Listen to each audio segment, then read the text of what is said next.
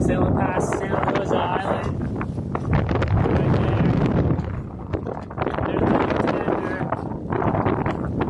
With oars and everything. That'll really help out with the keys.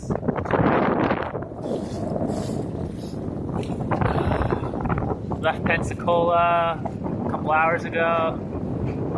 Raised up the sails and gale force winds and sailed until I was overpowered and there was a malfunction. I think the knot on the clue got caught in a pelican clip, and then I tried to tack to get it unhooked, and then the lines got caught on the GoPro that was up on the pulpit. This is all right in front of the Coast Guard, so I decided to depower and drop the jib before I got in trouble with the Coast Guard. Since then, only in maybe 18 knot winds right now. Just too much helm with the jib up. I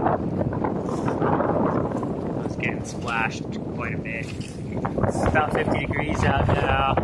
It's the first sunny day I've seen in